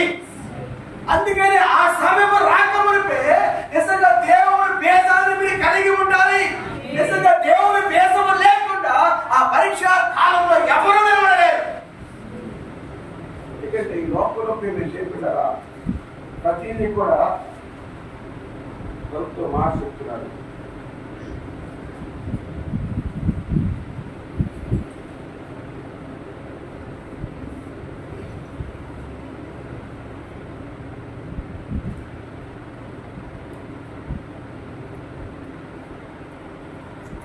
దేవుడు ఒక వ్యక్తికి వాగ్దానం చేసినప్పుడు దేవుడు ఆ వ్యక్తిని పరీక్షించును. వాగ్దానం చేసిన దాన్ని నెరవేర్చుటకు ముందు ఆ వ్యక్తిని ఆ వాగ్దానంకు యోగ్యుడా అని ఆ నిశ్చయత కలిగి ఉండవలసిన వారే ఉన్నారు. దేవుడు అబ్రహాముకు అసలు ఏమి వాగ్దానం చేశాడు? అబ్రహాముకు ఒక కుమారుడు కలుగుతున్నాడని పుట్టబోతాడని చెప్పేసి ఆయన వాగ్దానం చేశాడు. అయితే ఆ కుమారుడు ద్వారా అనేక సంతతి రాబోతుంది. ఆ కుమారుడు ద్వారా లోకమంతటికి దీవించు ఒక సంతతి వచ్చునని మరియు అతనికి వాగ్దానం చేశాడు. అబ్రహాంకి వాగ్దానం చేసింది ఏంటంటే ఒక కుమారుడు రాబోతున్నాడు. ఆ కుమారుడు ద్వారా ఈ లోకంలో అందరినీ కూడా ద్వారా ఆశీర్వదించబోతున్నాను, అతను ఆశీర్వాదకరంగా ఉండబోతున్నాడు అని చెప్పాడు. అయితే దేవుడు అబ్రహాము దేవుడు వాగ్దానమునందు అవిశ్వాసము చేత త్రొట్టుపడక దేవుని స్తుతిస్తూ బలముగా ఉన్నాడంట. నిజంగా 75 సంవత్సరముల ప్రాయంలో వాగ్దానం చేశాడు అబ్రహామ. అప్పుడు వరకు అతను బిడ్డలేనివాడుగా ఉన్నాడు. తన భార్య కూడా పొందాలుగా ఉన్నది 60 సంవత్సరములు. అయితే ఆ సమయంలో దేవుడు అబ్రహాముకు ప్రత్యక్షమై అబ్రహామా భయపడవద్దు, నిజంగా నీకు ఒక కుమారుడు కలగబోతున్నాడు. ఆ కుమారుడు ద్వారా నిజంగా ఆకాశ నక్షత్రం వల్ల సంతతి ఇసుకరేణి వలె సముద్ర ఇసుకరేణి వలె చేస్తారు. ఆ సంతతి ద్వారా అనేక ఆశీర్వాదకరంగా ఉండబోతారని చెప్తున్నప్పుడు మేము ఏర్పడ్డారా? నిజంగా ఆ వాగ్దానం ఉందంట అబ్రహాము సందేహించలేదు. ఆ వాగ్దానం ముందు అబ్రహాం సందేహించకుండా ఏం చేసేటప్పుడు మేము ఏర్పడ్డారా? నిశ్చయత కలిగి ఉన్నాడు. దేవుడు అబ్రహాముకు చేసిన వాగ్దానం ముందు నిశ్చయత కలిగి ఉన్నాడు. అయితే దేవుడు ఆ ఆశీర్వాదం నెరవేర్చుటకు మునుపు అతను చివరి పరీక్ష వద్దకు వచ్చాను. అబ్రహాము చివరి పరీక్షకు వచ్చాడట. అయితే దేవుడికి అబ్రహాము చేసినట్లుగా అబ్రహాము కుమారుడు కలిగాడు. కుమారుడు పుట్టినప్పుడు ఆ కుమారుడు 2 సంవత్సరాల వయసు వచ్చింది. అయితే దేవుడు ఇప్పుడు చివరి పరీక్షకు వచ్చాడు అబ్రహాము. అయితే అబ్రహాం ఏమంటాడంటే, అబ్రహామా నీకు కలిగిన ఏకైక కుమారుడిని నేను చెప్పబోయే పర్వతం మీద తీసుకువచ్చి అతని నాకు బలిగా అర్పించుము అని చెప్పినప్పుడు దేవుడు అబ్రహాం ఏం చెప్పాడంట? ఆ హృదయాలందరికీ కూడా, అయ్యా దేవుడు నాకు ఇచ్చిన కుమారుడు ద్వారా అనేక జనులు తయారు చేయబోతున్నాడు, అనేక సంతతి రాబోతున్నాడు అబ్రహాం చెప్పుకున్నాడు. అయితే దేవుడు ఏం చేస్తున్నాడు? ఆ కుమారుని నాకు తీసుకొచ్చి బలిగా అర్పించు అని చెప్తున్నప్పుడు దేవుడు అబ్రహాము అంతటికి విషయంలో అది ఆ విధముగానే ఉంటుంది. నిజంగా అబ్రహాము సంతతి అందరికీ కూడా అదే విధంగా ఉండబోతున్నాడు. ఆయన వాగ్దానం ఇచ్చుటకు ముందుగా దేవుడు మనకి చివరి పరీక్ష పెట్టును. ఒకవేళ సాధ్యపడితే ఇక్కడ ఒక విషయము నేను మీకు వ్యక్తిగతంగా చెప్తున్నానంటున్న ప్రవక్త, దాని విషయంలో నువ్వు ఎలాగ స్పందిస్తావో చూడడానికి అది ఆఖరి పరీక్ష అంటున్నాడు. ఒక విషయంలో ఆ విషయంలో నువ్వు ఎలాగ స్పందిస్తావో అని ఆఖరి పరీక్ష. మరి అబ్రహాము ఈ పరీక్ష ఇచ్చినప్పుడు అతను మొదలు పెట్టినప్పుడు నమ్మకంగా ఉన్నాడు. అతను అది మొదలుగా ఎంతగా మొదలుపెట్టిన ఎంత విశ్వాసంతో ఉన్నాడో, ఎంత నమ్మకంతో ఉన్నాడో నిజంగా దాన్ని పరీక్షించాడు అబ్రహాం దేవుడు. నిజంగా చూడండి, అతను కనుగొన్నాడు. అబ్రహాం అనేకులకు సాక్ష్యం ఇచ్చాడు. నాకు ఒక కుమారుడు కలగబోతున్నాడు. భూమి అంతటికీ సాక్ష్యం ఇచ్చాడు. ఇప్పుడు ఆ సాక్ష్యంలో దేవుడు నాశనము చేయబోతున్నాడు. తను కలిగి ఉన్న ఒక సాక్ష్యమును నాశనము చేయబోతున్నాడు. విశ్వాసం ఛాతీలో కత్తిని నిజంగా దూరిపోతున్నప్పుడు ఏకైక ఆశ నాశనము చేయబోతున్నాడు. దేవుని యందు అతనికి గల విశ్వాస విషయంలో అతను విధేయుడిగా ఉండుటను దేవుడు చూసినప్పుడు దేవుడు పరలోకుడిని చూసి, అబ్రహామా ఎంత మాత్రము కూడా నువ్వు చేయి తెచ్చు, నువ్వు చేయి ఎంత మాత్రం చెప్పాడంట. దేవుడా ఇది మనకి మనం ఇదివరకు విన్న వాక్యమే అయినా కానీ కూడా దేవుడు అంటున్నాడు కొత్తది ఏదీ లేదు. మనం భూమి కింద కొత్తది ఏదీ లేదు, అన్ని పాతవే, జరిగిన ఏమి జరుగుతుంది. కానీ ఇప్పుడు సిచ్యువేషన్కి మనకి ఈ వాక్యం అవసరమైనది. ఎందుకంటే వధువు ఎత్తబడ్డానికి ముందుగా ఒత్తిడి, శ్రమ ఆమెకి రాబోతున్నది, పరీక్ష రాబోతున్నది. నిజం మీ దేవుడారా, మరి పరీక్ష ఎవరి ద్వారా రాబోతుందంటే అంత్యక్రీస్తు ద్వారా రాబోతున్నది. అంత్యక్రీస్తు ద్వారా ఈ పరీక్ష రాబోతున్నది. మేము దేవుడారా, మరి అంత్యక్రీస్తు ఇప్పటికే వచ్చి ఉన్నాడు అంటున్నాడు. అంత్యక్రీస్తు ఎక్కడికి వచ్చి ఉన్నాడంటే దేవుడు వాక్యమందు అవిధేయత కలిగిన పిల్లలలోనే వారు ఇప్పటికే అంత్యక్రీస్తు వచ్చి ఉన్నాడు. ఎవరికంట? దేవుడు వాక్యమందు అవిధేయత కలిగిన పిల్లల్లోకి ఇప్పటికే నిజంగా అంత్యక్రీస్తు వచ్చి ఉన్నాడు. అయితే మేము దేవుడారా, మరి అంత్యక్రీస్తు పని ఏమిటంటే మేము దేవుడారా మోసపుచ్చే విధంగా చేస్తున్నాడు. దేవుడు వాక్యమందు అవిధేయత కలిగిన వారుగా, దేవుడి వాక్యాన్ని నమ్మకుండా దేవుడి వాక్యాన్ని తృణీకరించేవారుగా వారు చేస్తూ ఉన్నారు. అయితే వాడు ఎక్కడ ఉన్నాడంటే మేము దేవుడారా ఇప్పటికే సంఘంలోనే ఉన్నాడు వాడు. అందుకనే మేము దేవుడారా యెషయా రాసిన పత్రిక 4వ అధ్యాయంలోనే ఆ మాట చెప్తున్నాడు. 2వ అధ్యాయంలో ఆ మాట చెప్తున్నాడు. ఎక్కడున్నాడు చూడండి, 2వ దశలోని 2వ అధ్యాయం. ఏది దేవుడు అనబడును, ఏది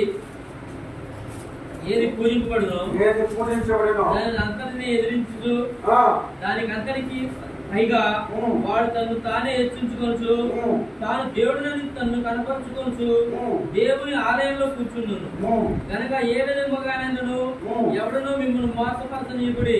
నేను ఎక్కడో మీ ఎదురు ఉన్నప్పుడు ఈ సంగతులను మీతో చెప్పినది మీకు జ్ఞాపకం లేదా? కాగా వాడు తన సొంత కాలం ముందు బయలుపరచబడవాలని వారిని అడ్డగించినది ఏదో అది మీరు అడుగుతురు. ధర్మ విరోధ సంబంధమైన మర్మము ఇప్పటికే క్రియ చేయుచున్నది, కానీ ఎదురు అడ్డగించున్నవాడు మధ్య నుండి తీసివేయబడు. మోసము చేయ శక్తి ఈ పాప పురుషుడు ఎట్లా బయటపడి దేవుని ఆలయంలో కూర్చొని తానే దేవుడిని ఎట్లు చూపించుకున్నాడో జనులు పరమలు మోసము ద్వారా అబద్ధము నమ్మినట్లుగా చేయను, దాని ద్వారా నెట్లు నశింప చేయను రాయబడి ఉన్నది. అవ్వము కూడా అదే చేశాడు. వాక్యము తప్పు అని ఎన్నడూ పలకలేదు, కానీ అబద్ధము నమ్ము గొప్ప మోసము ఇచ్చాడు. మోసము చేయు ఆత్మ దెయ్యములకు సంబంధించిన దెయ్యములకు చెందినది. అవిధేయుల పిల్లల్లో ఇప్పుడు దెయ్యము కార్యము చేయుచున్నది. దేవుని పట్ల అవిధేయత, ఈ కాలము పిల్లలను దేవుని పట్ల అవిధేయత చూపుతూ ఉన్నారు. అది అవ్వలో వలనే దేవుడు నిజంగా వాక్యములకు నిజము. చూడండి, నిజ వాక్యములకు నిజము ఇప్పుడు దాన్ని మీరు చూడవలని కోరుచున్నాను. ఎందుకంటే దేవుడారా నిజంగా సంఘములోని నిజంగా వాడు ప్రశ్న వేసి కూర్చున్నాడట. ఎవరు? అంత్యక్రీస్తు ఆత్మ. అది దెయ్యపు ఆత్మ అన్నాడు. దెయ్యపు ఆత్మ, అంత్యక్రీస్తు ఆత్మ ఎవరో కూర్చున్నాడట? అవిధేయులైన వారి పిల్లలలో. నిజంగా ఎవరు అవిధేయులంటే దేవుడు వాక్యానికి అవిధేయులైన పిల్లలలో. నిజంగా అవ్వను ఏ విధంగా మోసగించాడు. నిజంగా ఈ రోజు కూడా ఈ చివరి కాలంలో మరి నిజంగా సంఘమును మోసగించడానికి వాగ్దానము నిజంగా సొంతెచ్చుకోవడం కోసము నిజంగా ఏం చేస్తున్నాడ? మోసగిస్తూ ఉన్నాడు.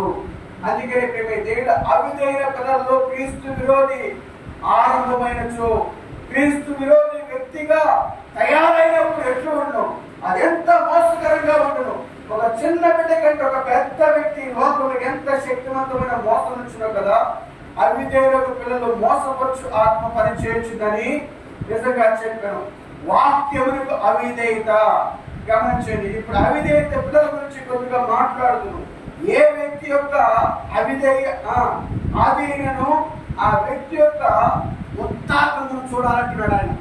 చూడండి దేవుడు, ఏ వ్యక్తి యొక్క అవిధేయత, ఒక వ్యక్తి అవిధేయతగా ఉన్నాడంటే దేవుని వాక్యానికి అవిధేయత చూపిస్తున్నాడు అంటే, దేవుని వాక్యము ఉన్నట్టుగా జీవించలేకపోతున్నాడంటే, దేవుని వాక్యాన్ని ఉన్నట్టుగా పాటించలేకపోతున్నాడంటే, దేవుని వాక్యాన్ని ఉన్న ప్రకారంగా మాట్లాడలేక జీవించలేకపోతున్నప్పుడు ఆ వ్యక్తిలో అవిధేయత ఉన్నది.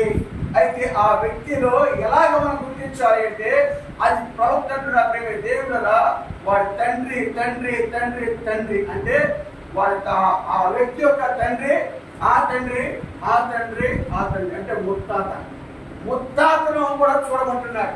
ముత్తాత వరకు నిజంగా వారు ఒకే విధంగా ఉంటారంటే ప్రేమ దేవుడారు. దేవుడు నామానికి మహిమ కలుగును గాక. అది ప్రవక్త చెబుతూ ఉన్నాడు. ఎందుకంటే ప్రేమ దేవుడు హెబ్రీ పత్రిక 7వ అధ్యాయంలో మరి నిజంగా ఇక్కడ అబ్రహాము ఆ విషయమే చెప్తున్నాడు కదా. చూడండి ఇక్కడ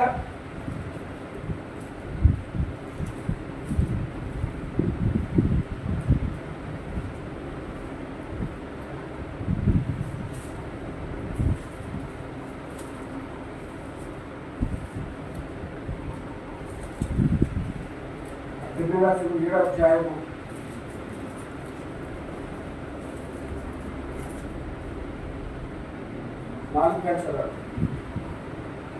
4 గనుడు చూడండి, మూల పురుషుడైన అబ్రహాము అతనికి పలుకన్నా శ్రేష్టమైన వస్తువులలో 10వ వంతు ఇచ్చింది.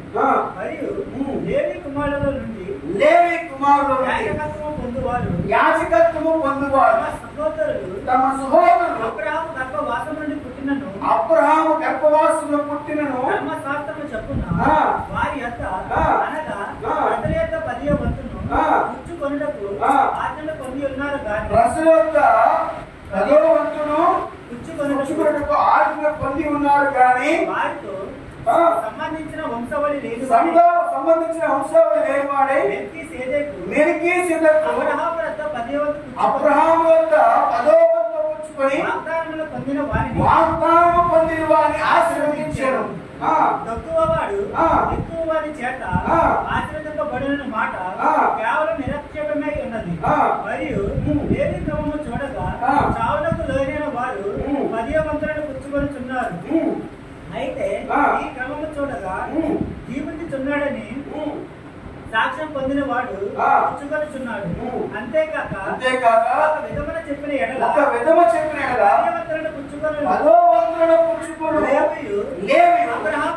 అబ్రహాము ద్వారా దశమాంశమును ఇచ్చింది. చూడండి దేవుడారా, నిజంగా అబ్రహాము చెల్లించిన దశమ భాగము నిజం ప్రేమ దేవుడారా, రాజును సంహారము చేసి తిరిగి వచ్చుచున్న అబ్రహాము అంట మరి మెల్కీసెదెకు ఎన్నికైనప్పుడు మరి తన కొల్లగొట్టిన సొమ్ములు అన్నింటిలో కూడా ప్రేమ దేవుడారా 10వ వంతు దేశం భాగము అబ్రహాము దేవుడికి ఇచ్చి అంటున్నాడు. అబ్రహాము ఇచ్చిన దశమ భాగం అంటాడు తన నడుములో ఉన్న లేవి కూడా ఆ దశమ భాగాన్ని చెల్లించను అంటున్నాడు. అయితే అబ్రహాము నిజముగా నడుములో ఎవరంటే ఇస్సాకు నుంచి యాకోబు నుంచి దేవుడు లేవి. అయితే అబ్రహాము చెల్లించిన దశమ భాగము 4 తరాల వరకు కూడా చూడమంటున్నాడు ఆయన. అంటే లేవి కూడా చెల్లించాడు చెబుతూ ఉన్నాడు. అయితే దేవుడారా, అబ్రహాము చూపించిన ఆ విధేయత 4 తరాలు పనిచేస్తుందంటున్నాడు. అబ్రహాము నిజంగా చూపించిన ఆ విధేయత వారి లోపే తత్వాన్ని 4 తరముల వరకు కూడా అది మనం చూడవచ్చు అంటున్నాడు. అయితే దేవుడారా, విధేయత మనం చూసుకున్నప్పుడు 4 తరములు, అవిధేయతను చూసుకున్నా కూడా 4 తరాలు అంటున్నాడు. దేవుడారా, ఒక అవిధేయమైన వ్యక్తి చూసినప్పుడు తన తండ్రిని ఆ తన తండ్రి యొక్క తండ్రిని ఆ తండ్రి యొక్క తండ్రిని అంటే తాతని చూడమంటున్నాడు. అయితే వీళ్ళందరూ కూడా ఎలాగున్నారంటే ఈ వ్యక్తి ఎలాగైతే ఉన్నారో తన తాత కూడా అలాగే అవిధేయుడిగా ఉన్నాడు దేవుని వాక్యానికి. ఎందుకంటే ఇతరులో ఉన్న అవిధేయతే తన తాతలో కూడా అవిధేయత ఉన్నది కాబట్టి ఆ అవిధేయత ఇతరులోకి వచ్చింది అంటున్నాడు దేవుడారా. అయితే ఇక్కడ లేవి దశమ భాగాలు తీసుకున్నాడు ఏమంటే అబ్రహాము చెల్లించి ఉన్నాడు కాబట్టి అబ్రహాములో జరిగిన కార్యమే లేవిలో జరగచ్చు ఉన్నది.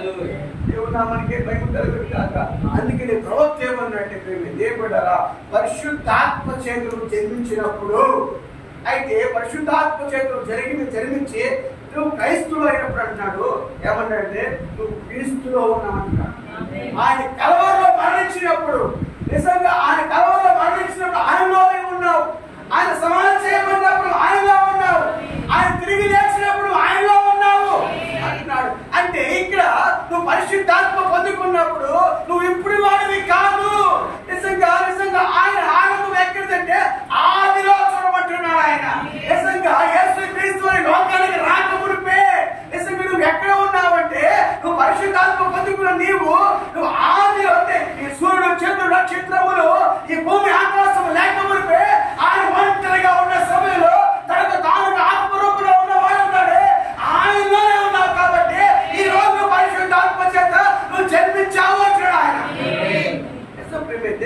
ప్రతి దాన్ని కూడా మూలాన్ని చూడమంటున్నాడు ఆయన. ఈ రోజు క్రైస్తుడు అయ్యావంటే పరిశుద్ధాత్మ పొందుకున్నావంటే నువ్వు ఇప్పుడు వాడు కాదు, ఆదిలో ఉన్నవాడి అప్పుడు వాడు.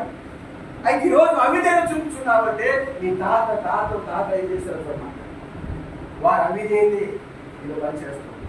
అందుకని అబ్రహాం అక్కడ దశభాగం చెల్లించాడంటే లేవి కూడా దశభాగం చెల్లించాడు. ఎందుకంటే అంత క్లియర్ గా నీ జీవితము నీ తండ్రి ఎలా ఉన్నాడో, నీ తండ్రి ఎలా ఉన్నాడు, వాని తండ్రి ఎలా ఉన్నాడో, వాని తండ్రి ఎలా ఉన్నాడో, వాళ్ళ మీద ఉన్న ఆ శాపాలు నిజంగా పాపమై నీ మీద పని చేసుకున్నాడు. వాక్యాన్ని అవిధేయత. అయితే ఎప్పుడైతే పరిశుద్ధాత్మ తిరిగి జరిపించావో ఈ లోక బంధాలు కాదు, ఈ లోక సంబంధ రిలేషన్స్ కాదు, నువ్వేమో అంటే అక్కడ నుంచి వచ్చిన వాడు. అయితే నువ్వు పరిశుద్ధాత్మ లేనందువల్ల ఈ లోక రిలేషన్స్ తో నువ్వు బంధాలు గుర్తుపెట్టుకుంటూ ఉంటావు, ఈ లోక సంబంధం వాడితో నువ్వు నెరవేర్చుకుంటూ ఉంటావు, ఈ లోక సంబంధం వాటితో నా కొరకు నావాడు మానవాడు వాడు వీడు అని చెప్పి అనుకుంటూ ఉంటావు. కానీ పరిశుద్ధాత్మ చెప్తే ఎప్పుడు వాడి వాడు నువ్వు అక్కడి నుంచి వచ్చిన వాడు చెత్త తేటగా ఎంతగా. ఎందుకంటే వాక్యాన్ని నువ్వు అవిధేయత చూపుతున్నావు. అయితే అవిధేయత ఎక్కడి నుంచి వచ్చింది? క్రీస్తు విరోధి ఆత్మ ఏమి తోటలోనే అవ్వ అవిధేయత. అయితే ఇక్కడ అవిధేయత ఎక్కడిది? తండ్రి తండ్రి తండ్రి తండ్రి తండ్రి. కానీ యేసు ప్రభువారట ఆయన లోకానికి వచ్చినప్పుడు విధేయత చూపించాడు. ఆయన విధేయత చూపించాడు, దేవుని వాక్యానికి విధేయత చూపించాడు. అపవాది ఎంత శోధించినప్పటికీ కూడా నిజంగా ఆయన 40 రోజుల శ్రమలో ఆయన ఉపవాసం ఉన్నప్పుడు కూడా ఏం పెట్టారా మరి నిజంగా ఆయన ఏమంటున్నాడంటే నువ్వు నిజమైన దేవుని కుమారుడు అయితే ఈ రాళ్ళు రొట్టెలు చేసుకుంటున్నాను. నిజమైన దేవుని కుమారుడు అయితే పని చుట్టూకు దేవాలయం పట్టుకుంటారు కదా నీ పాదాలకు రాయి తప్పకుండా అని చెప్తున్నాడు. కానీ ఆయన ఏం చేస్తాడంట వివేకముతో జ్ఞానముతో తెలివితో నిజంగా దేవుని వాక్యముతో ఆ తండ్రి చెప్పిన వాక్యంతో ఆ తండ్రి వాక్యమైనాడు కనుక ఆయన వాక్యమైనాడు కనుక ఆ తండ్రి వాక్యంతో ఎలా చేయించి ఉన్నాడో ఈ కుమారుడు కూడా వాక్యం చేస్తున్నాడంట. నిజంగా నిజంగా అవ్వాలి ఈ తండ్రి దేవుడు తప్ప ఎవరికి నువ్వు సాగిపడవద్దు వాక్యం చెప్తాడు. ఆయన వాక్యంతోనే చేయిస్తున్నాడు. కానీ ఆ రోజు అవ్వ నిజంగా వాక్యములు కాక ఏం చేసినట్ట అవ్వాది జ్ఞానానికి నిజంగా మోసపూర్ణమైందంట. కానీ మేము దేవుడు కదా నిజంగా ఈరోజు యేసు ప్రభువు ఏ విధంగా అయితే ఆయన జయించున్నాడు ఈ లోపల అంటే నీ వంటి నా వంటి శ్రమంగా ఎదుర్కొన్నాడు, నీ వంటి నా వంటి శోధన ఎదుర్కొన్నాడంట, నీ వంటి నా వంటి ఆయన ఇరుకులు ఎదుర్కొన్నాడంట. ఆయన ఎలా ఎదుర్కొన్నాడంటే ఆయన విలాసం 5వ అధ్యాయంలో ఆ మాటలు చూడండి. ఆయన ఎలా ఎదుర్కొన్నాడంట ఈ లోపల అన్నింటినీ కూడా 7వ వచనం. శరీరధారి అయిన దినములలో మహారోదనముతోను కన్నీళ్లతోను నన్ను మరణం నుండి రక్షింపగల వానికి ప్రార్థనలు యాచనలు సమర్పించి భయభక్తులు కలిగి ఉన్నందున ఆయన అంగీకరింపబడింది. చూడండి ఈ మాట స్పష్టంగా ఉంది. దేవుడు ఏ విధంగా అంగీకరించబడ్డాడు? దేవుడు ఏ విధంగా అంగీకరించబడ్డాడంట? శరీరధారి అయిన దినాల్లో యేసు ప్రభువు శరీరధారి అయిన దినాల్లో మహారోదనముతోను కన్నీళ్లతోను తన మరణం నుండి అంటే మరణం ఉందా? ఎందుకని ఆయన మరి మరణం నుంచి చెప్పి రక్షించబడ్డానికి ప్రార్థన చేశాడు. శరీరం ఈ శరీరంలో వ్యాధం ఉంది, బాధ ఉంది, శోధన ఉంది, పాపం ఉంది, లోకం ఉంది, అవిశ్వాసం ఉంది, అపమానం ఉంది. ఇవన్నింటినీ జయించాలి అంటే ఆయన ఏం చేశాడ? బోధించాడు. కన్నీళ్లు మరణం రక్షణ వాళ్ళ ప్రార్థనలు యాచనలు సమర్పణలు భయభక్తులు కలిగి ఉన్నందున ఆయన అంగీకరించాలి. ఏమిటారా ఈ రోజు మనకి భయం లేదండి. మనకి భయం ఉందా? ఎవరికైనా భయం ఉందండి? ఎందుకండి ఓ పక్కన బాంబులు పడుతున్నాయండి, ఎప్పుడు వాళ్ళు ఏ సందేశం కూర్చుని మనమే పడతారో మనకి భయం లేదా? అందరూ ఎక్కువ హ్యాపీగా ఉండాలి. నేను వెళ్ళిపోతానని నాకు చేతండి. ఏ విధంగా మీరు ఆ గ్యారెంటీ ఇస్తున్నారు?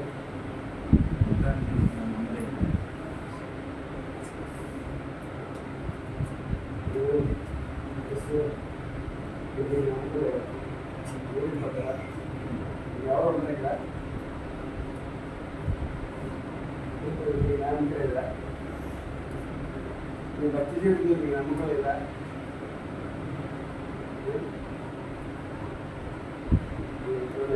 మాట్లాడి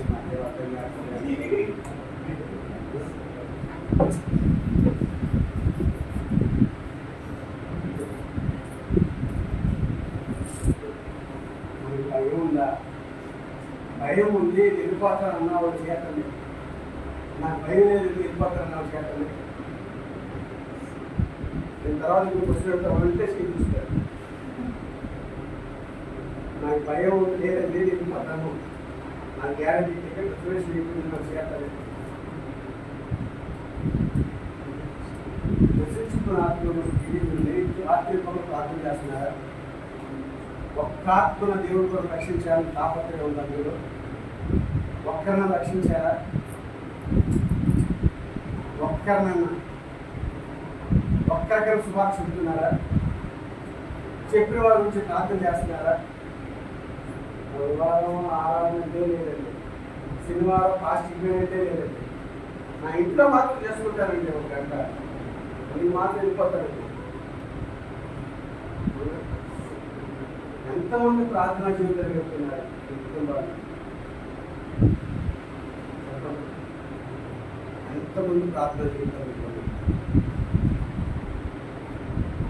నువ్వు అనుకుంటున్నావు వెళ్ళిపోతాను,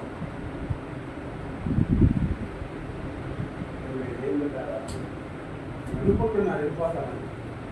ఈరోజు మీరే కాదు, బయట సంఘాలన్నీ అలాగే అనుకుంటున్నారు వెళ్ళిపోతారు. పక్షిరాజులు వెళ్ళిపోతాను అనుకోండి. కానీ అందుకనే అయ్యో బంగారమో నిజమైన కర్రో తెలిసిపోతాంట. ఎప్పుడంటే అది ఎక్కడ ఉందండి? అది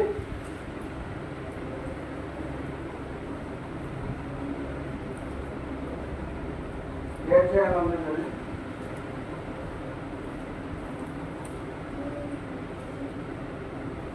కొరింథీ రాసిన పత్రికలోనే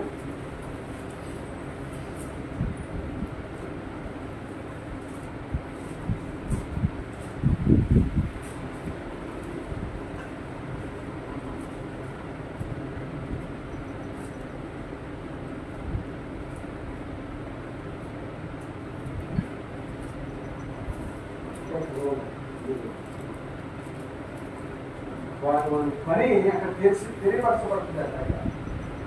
ఆ పరీక్షా సమయంలో మాత్రమే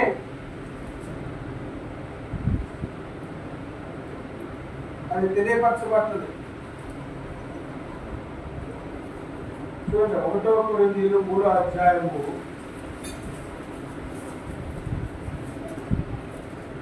11వ వచనం చూడండి. వేయబడినది తప్ప మరి యొక్క పునాది ఎవడైనా వేయనేరడు. ఈ పునాది యేసుక్రీస్తే. ఎవడైనను ఈ పునాది మీద బంగారము, ఎవడైనా ఈ పునాది మీద బంగారము, వెండి వెలగల రాళ్ళు, కర్ర, గట్టి, కొయ్యకాలు మొదలైన వాటితో కట్టబడిన వాని పని కనబడును. ఆ దినము దానిని తేటపరచును.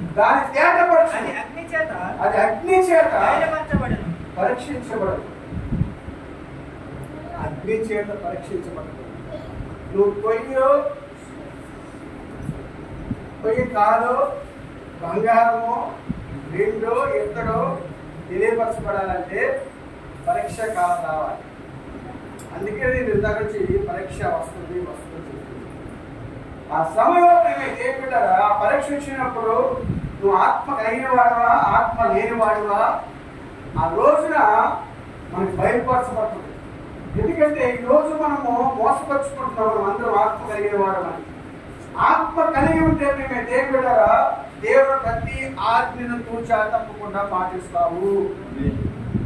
నిజంగా సంఘానికి క్రమము తప్పకుండా నిజంగా ప్రతి దానిలో కూడా మనం అటెండ్ అవుతాము. బుధవారం ఆరాధనే కానీ, శుక్రవారము మన కొడుకే కానీ, మరి దేవుళ్ళ శనివారం ఫాస్టింగ్ ప్రేయరే కానీ ప్రతి దానిలో మనం పాల్గొన పొందుతాం.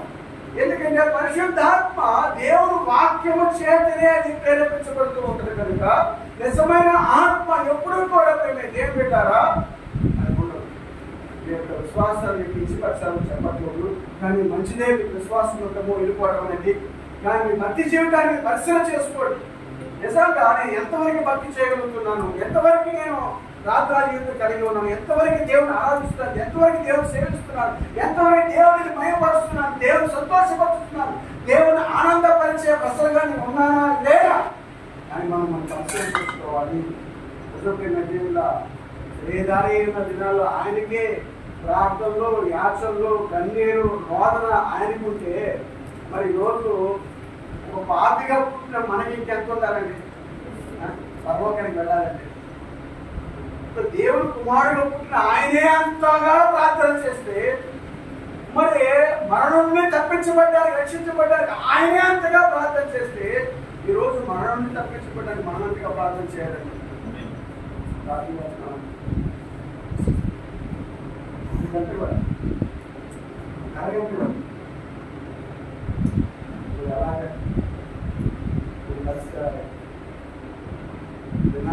లాగా అయ్యారు ఇప్పుడు 1000 రూపాయలు ఇస్తారండి, నేను పర్లోకి తీసుకెళ్ళి పర్లోకానికి పాప క్షమాపణ కోసం ఒక రేపు, పర్లోకానికి వెళ్తే ఒక రేపు ఫోన్లో కాన్ఫరెన్స్. పర్లోకంలో పేతురు గారు ఉన్నారు, మా పేతురు గారితో మాట్లాడతాను. నేను పర్లోకానికి టికెట్ అక్కడికి పంపిస్తాను.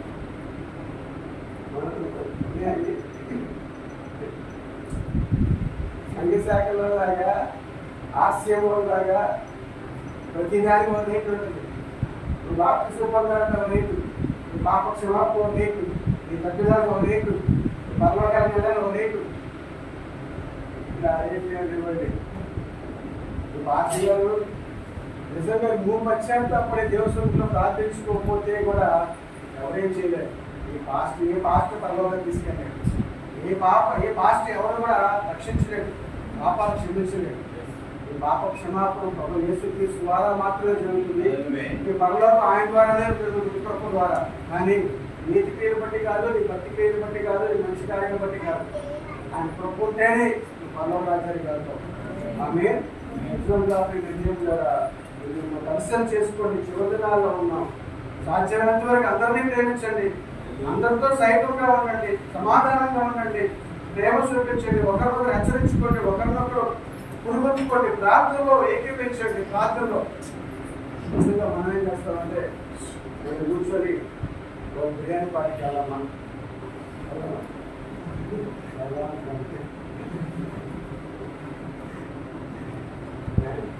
బిర్యానీ పార్టీకి వెళ్తామా, ఆ పార్టీ చేసుకున్నాం, ఈ పార్టీ చేసుకున్నాం అనేవాళ్ళు లేదు. కలిసి ప్రార్థన చేసుకున్నాం ఉన్నారా? ఇవాళ మనం కలిసి ప్రార్థన చేసుకున్నారండి కదా, మన జీవితాలు బాగు చేసుకున్నారండి. మరి మీరు బాగు చేద్దామంటే సువార్త బోధించడం ఉన్నారా? అర్థం పనిచేస్తాం, సాయంత్రం అర్థం స్నానం చేస్తాం, వెళ్తాం, అనుకుంటాం, మళ్ళీ పొద్దున్న వెళ్తాం, మళ్ళీ ఏమన్నా క్యారేజ్ కట్టుంటాం. ఆమె ఇప్పుడు నాకు ఇంట్లో ముందు లేకపోతే క్యారేజ్ కట్టుకుని తీసుకుంటాం, వెళ్ళిపోతాం.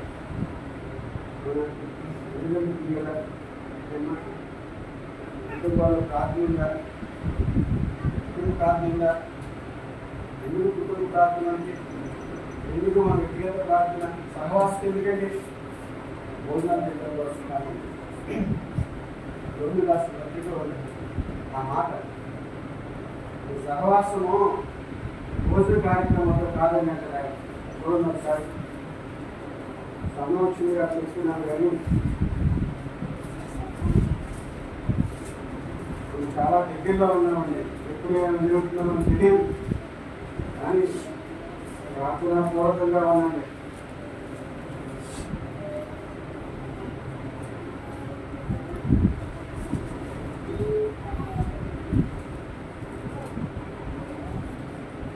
చూసారా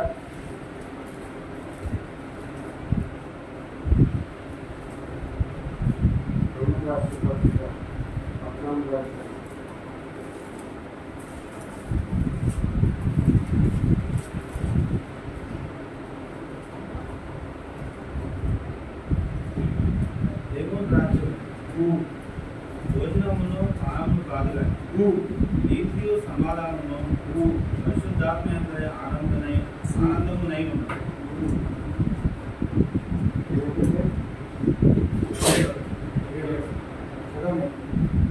దేవుని రాజ్యం భోజనమును పానమును కాదు కానీ ఏమన్నాడు? అందరూ తీసారా? 14:17 దేవుని రాజ్యం దేవుని రాజ్యము భోజనమును పానమును కాదు కానీ నీతియు సమాధానమును పరిశుద్ధాత్మ యందలి ఆనందమునై ఉన్నది. చూడండి ఏం పెట్టారా? నిజంగా మనం కలిసి సహవాసం చేసి భోజనం చేస్తే ఆనందపడుతుంటాం. కలిసి భోజనం చేయడం వల్ల, కలిసి పార్టీ చేసుకోవడం వల్ల, కలిసి విందుకి వెళ్ళడం వల్ల ఆనందం, సంతోషం, ఐక్యత అనుకుంటున్నాం. అది కాదండి. దేవుని రాజ్యం దాంట్లో కట్టబడలేదు. దేవుని రాజ్యం పరిశుద్ధాత్మ శక్తి ఆనందం అంటున్నాడు ఆయన. అది మనం కలిగి ఉండాలి. అది సహవాసం, ప్రార్థన ఎందు ఆసక్తిని కన్నీరు ఎందుకు విడిచాడు ఈ లోపల ఉన్నప్పుడు శరీరాయ దినాల్లో మహారోదనము, విజ్ఞాపన, మరి ఆ యాచనలో వెళ్ళి ఎందుకు చేశారండి? మనం ఎందుకు చేయలేకపోతున్నాం ఈరోజు? మనం ఎందుకు ప్రార్థన చేయాలి? శుక్రవారము కమ్యూనిటీ సర్వీస్ అంటే శనివారం ప్రార్థనకు వచ్చేవాళ్ళే లేరు.